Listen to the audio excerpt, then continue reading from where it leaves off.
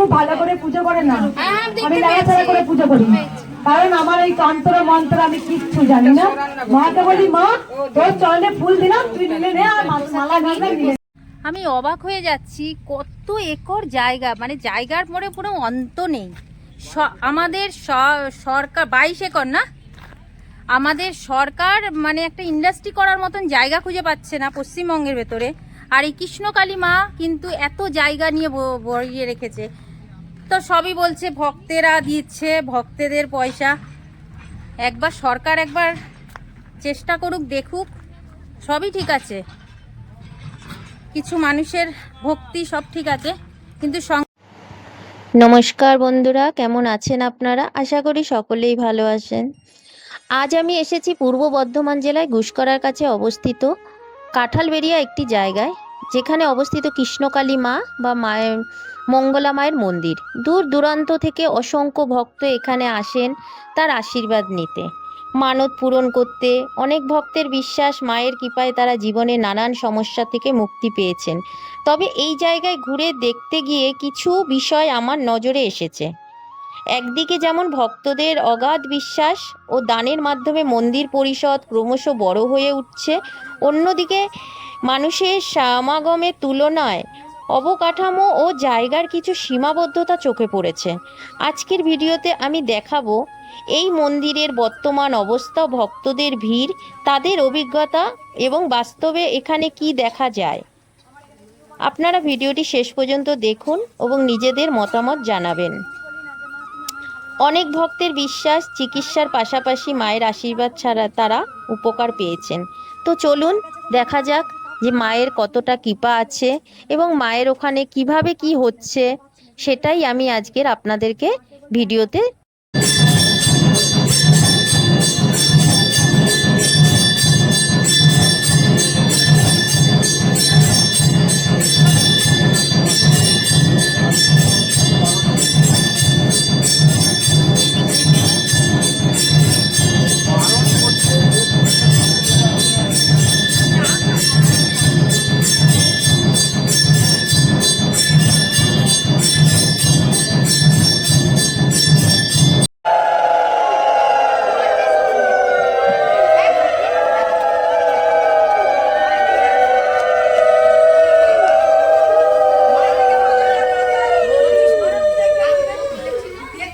গোবিন্দ নাম ভজন কর, কৃষ্ণ নামেতে আমাদের দেহ প্রাণ মন আত্মা শুদ্ধি হয়। তাকে বারবার ডাকো, তার কথা চিন্তা করো। আমরা ঘরের কোণে কাঁদি, আমাদের জন্য কাঁদি। দেখবেন ওই আমার ছেলে থাকে না, ওই আমার মেয়ে থাকে না, ওই আমার টাকা পয়সা অভাব, ওই আমার খাবার অভাব। আপনাদের কাছে কিন্তু কোনো কিছুই অভাব নেই, সব আছে, কিন্তু আপনাদের কাছে শান্তির অভাব আছে। কারণ শান্তি হচ্ছে আমাদের মনে। আপনি এত খেতে পেয়ে দুঃখ চলে এসে জানবেন। রাধে রাধে, ভালো থাকবেন, সুস্থ থাকবেন। জয়। কেউ সামনে এসে মাকে প্রণাম করবেন না, খুব ভালো করে পুজো করে না, আমি নাড়াচাড়া করে পুজো করি, কারণ আমার এই তন্ত্র মন্ত্র আমি কিচ্ছু জানি না। মাকে বলি, মা তোর চরণে ফুল দিলাম, তুই নিলে নে, আর মালা গাঁথা নিলে নে। এটা হচ্ছে আমার পুজো। কারণ এই ভক্তিটা আমি করতে পারবো না। আমি কেমন করে কৃষ্ণকালী মাকে পেলাম, কেমন করে তাকে ভালোবাসি, বুঝতে পেরেছেন? আর কিছু বলবো না।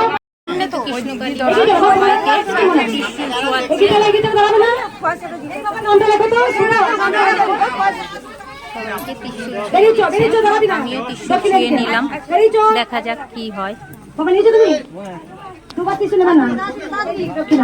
মায়ের শাড়ি দিলে বলবেন।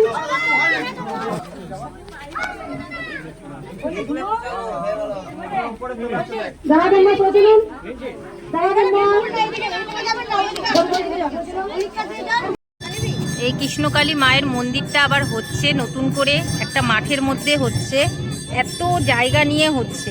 সত্যি কথা বলতে আমাকে অনেকেই বলেছিলেন যে একবার কৃষ্ণকালী মায়ের মন্দিরটা ঘুরিয়ে দেখান বা আমাকে করাতে। আমি ঠিক সেইভাবে সময় করে উঠতে পারিনি বা আসিনি, জানি না এনার ভেতরে কোনো কিছু মহিমা আছে কি আদৌ নেই, আমি তর্ক বিতর্কতে যাব না। এখানে অসংখ্য ভক্তরা রয়েছে, তারা আসছে, তাদের নিশ্চয়ই ভালো মন্দ সমস্ত কিছু হচ্ছে। তো সেটা নিয়ে বললাম যে আমার মতের সঙ্গে আমি কারোর মত মেলাতে চাইছি না। আমি এখানে আসলাম, দেখলাম এই এত কিছু, এটা একটা কেমন যেন আমার লাগছে। এত একর জায়গা, দেখুন কত জায়গা, যা একটা সরকারি মানে জায়গাতেও কিন্তু এত কিছু হয় না। তো সেখানে দাঁড়িয়ে একজন কৃষ্ণকালী মা, সেই কৃষ্ণকালী মায়ের কিন্তু এতটা জায়গা নিয়ে, এই যে দেখতেই পাচ্ছেন এসব করে পুরো কিন্তু ঘিরে এরকমভাবে কিন্তু তার মন্দির চত্বর সমস্ত কিছু তৈরি হচ্ছে। তো কিভাবে হচ্ছে, কেন হচ্ছে, তাহলে নিশ্চয়ই মায়ের কিছু আছে, অবশ্যই আছে। আমি তো সেটা বলতে পারবো না, তবে প্রত্যেকেই আসে। কেউ বলে যে মায়ের কাছে কিছু চাইবে না, মা নিজের থেকেই দেবে। তো কেউ তো না চেয়ে পারে না। আমি মনে মনে কিছু একটা চেয়েছি, দেখা যাক। আসলাম কৃষ্ণকালী মায়ের কাছে, যদি মা সত্যি সত্যি আমাকে দেওয়ার থাকে। কেন আমি আবার একটুখানি নাস্তিকও আছি, জানেন তো। তো ঠিক আছে, তো যাই হোক, মায়ের কথা শোনালাম, দেখালাম, মানে কৃষ্ণকালীর যে ভক্ত সেবিকা তাকে, তো মায়ের দর্শন করালাম। তো এবার আমি ফিরবো, যেহেতু আমি বর্ধমানে এসেছিলাম। তো হয়তো জানি না মায়েরই হয়তো কোনো টান আছে কিনা, সত্যি কথা বলতে আমি বলতে পারবো না। আমাকে অনেকেই অনেকবার বলেছে আমি আসি, কিন্তু এখন আমি বাধ্য হলাম। জানি অটোওয়ালাই আমাকে বললো এখানে আছে, চলুন ঘুরে যাই। কি হলো, চলে আসলাম। তো আজকের আমার ছেলের জন্মদিনও ছিল, এসেছি। জানি না, যদি ভালো ভালো হলেই ভালো। মা তো মাই হয়, সেও তো একটা ঠাকুর। আমি ঠাকুরকে বিশ্বাস করি, কিন্তু মাকে না। কিছু মনে করবেন না। আমিও এসে মায়ের ত্রিশূল ছুলাম, ঘুরে গেলাম কৃষ্ণকালী মায়ের কাছে। তো এবার ফিরে যাব। যাই হোক, ভিডিওটা সবাই দেখবেন, সবাই ভালো থাকবেন, সুস্থ থাকবেন। আমি অবাক হয়ে যাচ্ছি, কত একর জায়গা, মানে জায়গার পরে পুরো অন্ত নেই। আমাদের সরকার 22 একর না, আমাদের সরকার মানে একটা ইন্ডাস্ট্রি করার মতন জায়গা খুঁজে পাচ্ছে না পশ্চিমবঙ্গের ভেতরে। আর এই কৃষ্ণকালী মা কিন্তু এত জায়গা নিয়ে ভরিয়ে রেখেছে।